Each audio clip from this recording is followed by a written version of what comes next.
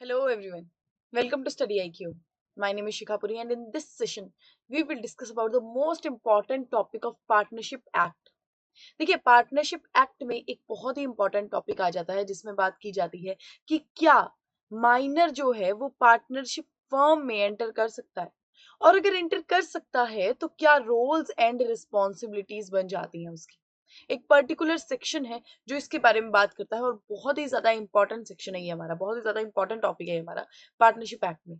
और अगर जनरली भी बात की जाए तो ये एक बहुत ही इंपॉर्टेंट और एक बहुत ही ऐसा कह लीजिए कि लोगों को पता होना चाहिए इसके बारे में कि अगर आप पार्टनरशिप फर्म बना रहे हैं तो क्या आपको माइनर को इंक्लूड करना है या फिर नहीं करना है।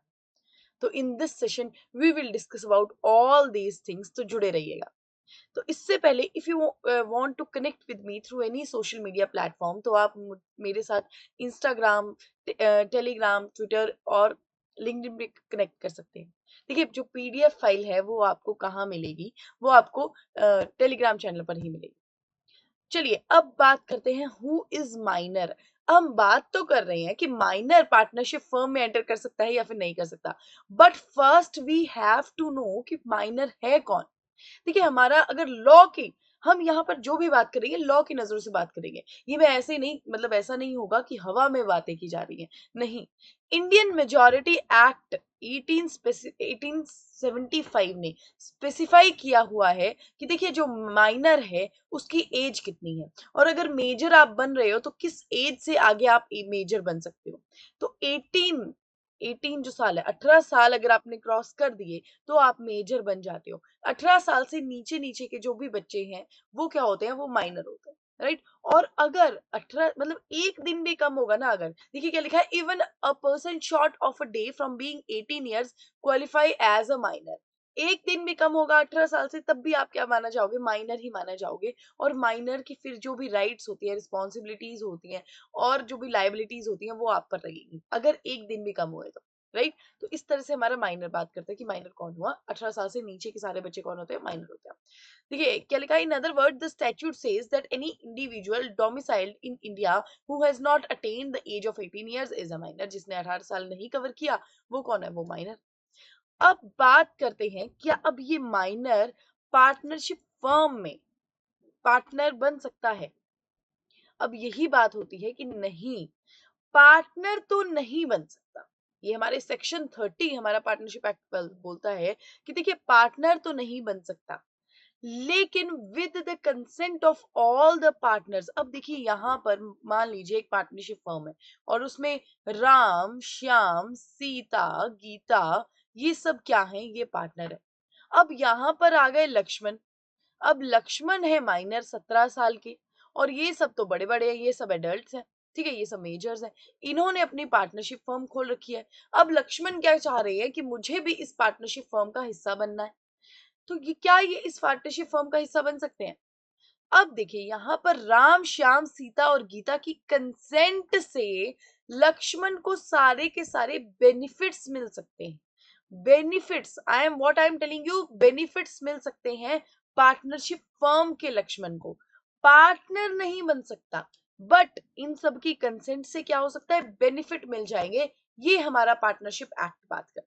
तो जो क्वेश्चन उठता है कि क्या पार्टनर बन सकता है बिकम, नहीं, लेकिन बेनिफिट मिल सकते हैं सारे के सारे पार्टनर्स की कंसेंट की वजह से।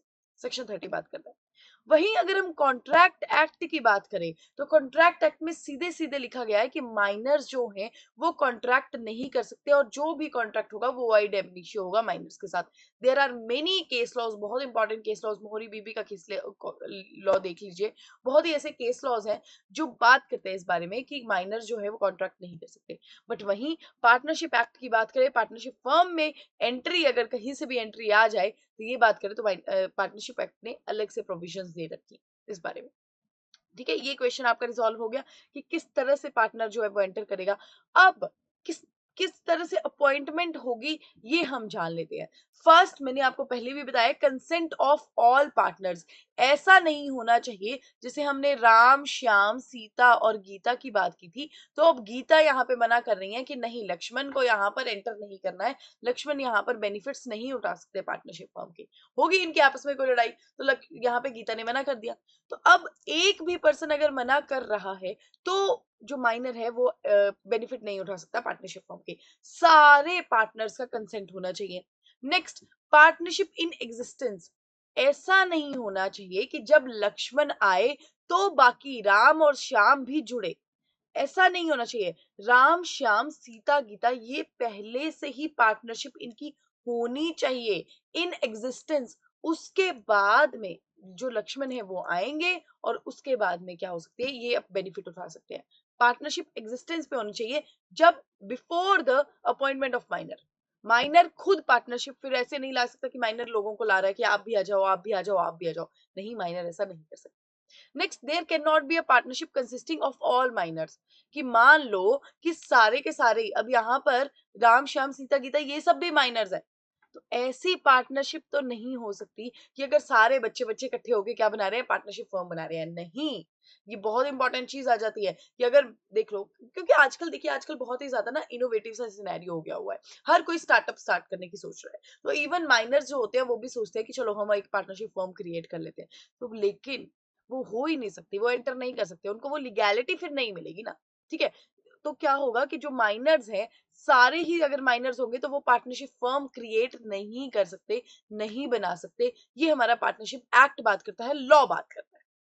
अब अगर हम बात करें कि हमने ये भी देख लिया, हमने देख लिया कि माइनर्स का स्टेटस क्या है, कि माइनर्स एंटर कर सकते हैं कि नहीं कर सकते, माइनर्स को बेनिफिट्स मिलेंगे, हम ये कह रहे हैं। तो अगर बेनिफिट्स मिलेंगे तो जनाब मुझे ये बताइए कि बेनिफिट्स मिलेंगे क्या पार्टनरशिप फर्म में एक माइनर को, और हम ये अब बात करने जा रहे हैं। तो सेक्शन 30 क्लॉज 1 बात करता है राइट्स ऑफ माइनर्स के बारे में। तो देखिए क्या क्या है, राइट्स ऑफ इंस्पेक्शन। कि राइट किस चीज का मिल रहा है इनको, इंस्पेक्शन। कौन सी इंस्पेक्शन, बुक्स का, अकाउंट्स का। ठीक है, कि आप क्या कर सकते हो, इंस्पेक्ट कर सकते हो। आप जो पार्टनरशिप फर्म की जितनी भी बुक्स हैं उनको इंस्पेक्ट कर सकते हो कि क्या चल रहा है, क्या नहीं चल रहा है। कोई भी माइनर है, ठीक है, वो सोचना चाह रहा है कि सर देखिए आपने मुझे इंट्रोड्यूस तो करवा दिया, ठीक है, मेरे मुझे राइट्स तो मिल रहे हैं, तो मुझे ये भी राइट चाहिए कि मुझे इंस्पेक्शन करनी है आपकी बुक्स की, क्या चल रहा है आपकी पार्टनरशिप फर्म में, क्या हुआ है पहले। ठीक है, क्या हम किस तरह से अगर कोई प्रॉब्लम आती है तो किस तरह से रिजॉल्व कर सकते हैं, ये सब चीजें कर सकता है। लेकिन एक्सेस नहीं कर सकता कि एक्सेस ही कर लिया उसने अपने अकाउंट्स को, इन अकाउंट्स को। ठीक है, और इंस्पेक्शन कर सकता है। राइट टू स्यू, सेकंड आ जाता है राइट टू स्यू, अपने शेयर के लिए। अब यहां पर देखिए, जो हमने राम श्याम सीता गीता की बात करी, तो उनके पास कितना कितना 20-20-20% शेयर है। लक्ष्मण के पास यहाँ पे 10% शेयर आ रहा है इस प्रॉपर्टी में, इस पार्टनरशिप फर्म में। अब लक्ष्मण यहाँ पर इस 10% के लिए स्यू कर सकते हैं बाकी लोगों को, अगर इसमें उन्होंने कुछ झोल कर दिया इसके शेयर पे। बट बट ये राइट कब क्रिएट होता है, ये राइट टू स्यू क्रिएट होता है जब पार्टनर लक्ष्मण जो हैं इस पार्टनरशिप फर्म्स को लीव कर देंगे, छोड़ देंगे, तब वो स्यू करेंगे दूसरे पार्टनर्स को।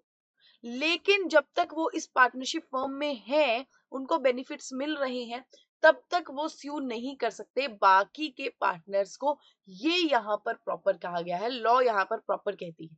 ठीक है, जब आप लीव कर देंगे, टाटा बाय बाय खत्म कर देंगे कहानी को, उसके बाद में you can sue all other partners. Next आ जाइए, नॉट लायबल फॉर लॉसेस। अब पार्टनर हमने क्या बोला कि भाई बेनिफिट उठाओ आप, ठीक है, आप बढ़िया राइट्स है आपके पास, आप बेनिफिट उठाओ, लेकिन आप लॉसेस के लिए you are not liable, you are not personally liable. कि आपके अपने जो एसेट्स है आप माइनर के, उनको क्या कर रहे हो, उनके ही वही उठाकर चल दिए कि भाई हमारी पार्टनरशिप फर्म तो देखो डूब रही है, हमारी पार्टनरशिप फर्म में ये लॉस आ गया, ये डेट था, ठीक है, ये हम डेट कवर नहीं कर पाए, अब अब आप जो एसेट्स है वगैरह आप दे दीजिए। तो ऐसा नहीं होगा। जो भी माइनर है वो पर्सनली वो लायबल होता ही नहीं है लॉसेस के लिए। कोई भी लॉस हो रहा है पार्टनरशिप फॉर्म में, यहाँ पर गीता उठा के लक्ष्मण को कह रही है कि देखो ये डेट लिया था हमारी पार्टनरशिप फॉर्म में, अब आपको भी यहाँ पे लॉसेस झेलने पड़ेंगे। नहीं, लक्ष्मण साहब मना कर देगा कि मैं क्या हूं, माइनर हूं, मेरे को लॉसेस नहीं झेलने, सीधी बात, नो बकवास। ठीक है, नेक्स्ट आ जाइए, right after attaining the age of majority. अब ये हम बात करेंगे, ये हम प्रॉपरली बात करेंगे कि मेजोरिटी जब हो जाती है जब क्या हुआ, माइनर था, अब माइनर क्या बन गया, बिकम मेजर बन गया। मान लो 17 ईयर्स का माइनर था, 1 साल हो गया, अब मेजर बन गया है। उसके बाद में उसका क्या राइट होगा, उसका क्या सिनेरियो होगा, we will discuss about that. First, minor can not be declared insolvent. Minor कभी भी इंसॉल्वेंट डिक्लेयर नहीं हो सकता, ठीक है। लेकिन अगर पार्टनरशिप फर्म इंसॉल्वेंट डिक्लेयर हो गई तो क्या होगा, जो भी उसके माइनर के शेयर होंगे वो रजिस्ट्रार के पास जा सकते हैं। इस तरह से काम होता है। लेकिन माइनर को आप बोल दो कि यहाँ पे लक्ष्मण भी इंसॉल्वेंट है, तो लक्ष्मण कभी इंसॉल्वेंट नहीं हो सकते। ये यहाँ पर बातें की गई, राइट। तो आपको समझ में आ गया होगा कि क्या क्या राइट्स है, ठीक है। इंस्पेक्शन का राइट है, राइट टू स्यू है, लेकिन कब क्रिएट होता है, जब आप जो है, जो भी माइनर है वो लीव कर जाएंगे पार्टनरशिप फर्म को, लॉसेस के लिए लायबल नहीं है। मेजोरिटी जब होती है तो डिफरेंट राइट्स क्रिएट हो जाते हैं और इंसॉल्वेंट डिक्लेयर नहीं हो सकते। नेक्स्ट बात करते हैं अब आफ्टर अटेनिंग अ मेजोरिटी। अब माइनर लक्ष्मण, यहाँ पे जब लक्ष्मण आए थे इस फर्म में तो ही वॉज ऑफ 17 ईयर्स, लेकिन ही वॉज ऑफ 17 ईयर्स, लेकिन अब 1 साल होने को आ गया जनाब, अब वो हो गए हैं 18 साल के, 18 साल के हो गए हैं। अब क्या होगा, अब जैसे ही ये लक्ष्मण 18 साल के होते हैं, इनको विद इन 6 मंथ, मतलब 18.5 साल, ठीक है, मतलब 6 महीने तक क्या देना पड़ेगा, एक पब्लिक नोटिस देना पड़ेगा और उसमें बताना पड़ेगा कि yes I want to become a partner. अब मुझे इस फर्म में प्रॉपर फुल फ्लेज्ड पार्टनर बनना है, या फिर वो ये भी इलेक्ट कर सकते हैं कि मुझे इस फर्म में पार्टनर नहीं बनना, ठीक है। दोनों बातें ये प्रॉपर पब्लिक नोटिस देंगे विद इन 6 मंथ कि देखिए जनाब ऐसा है कि मुझे इस पार्टनरशिप फर्म पे अब नहीं रहना, गीता मुझे बड़ी परेशान कर रही है, मुझे तो नहीं रहना।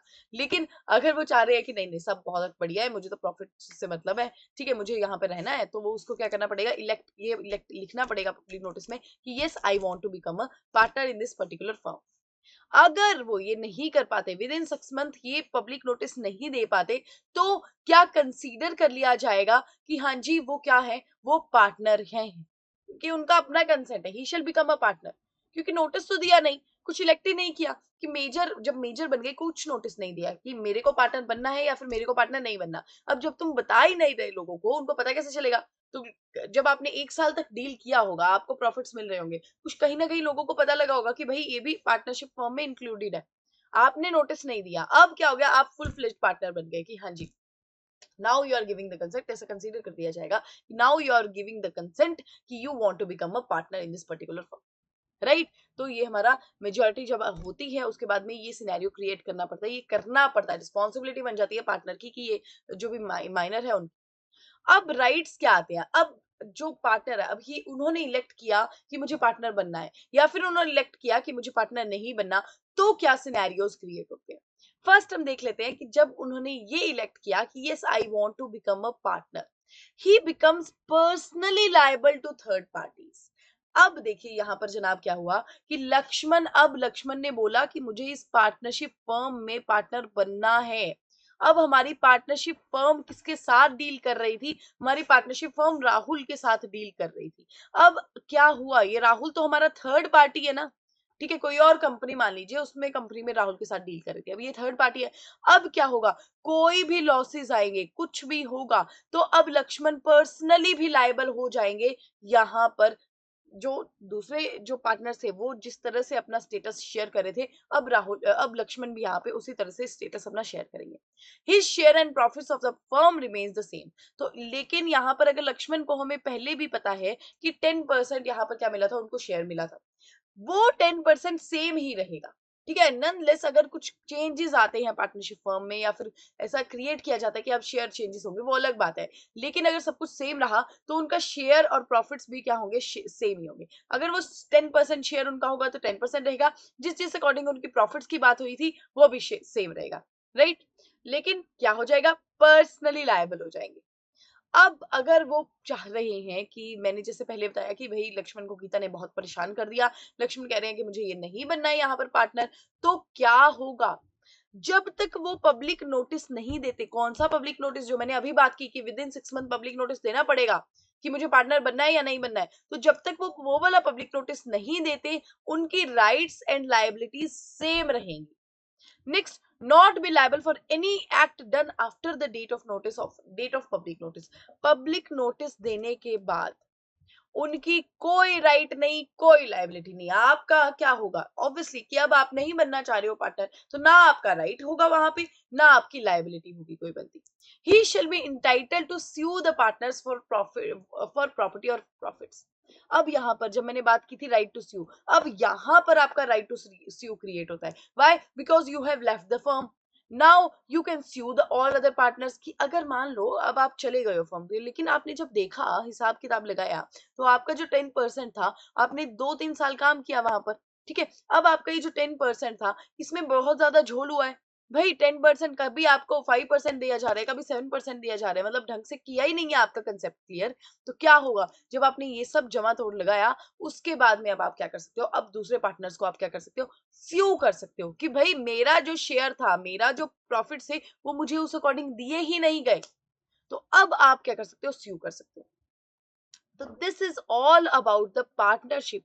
मतलब अगर माइनर जो है वो पार्टनर बनना चाहते हैं, हमने सब देख लिया, माइनर कौन होते हैं देख लिया। आई होप कि आपको पूरा का पूरा ये कंसेप्ट जो था वो कवर हो गया होगा, ठीक है, कि क्या राइट्स हैं, क्या लाइबिलिटीज है, और अगर बनना है पार्टनर तो आफ्टर अटेनिंग मेजोरिटी तो क्या आपके राइट्स आ जाएंगे, अगर आपको माइनर नहीं बनना है तो क्या आपके साथ सिनेरियो क्रिएट होगा।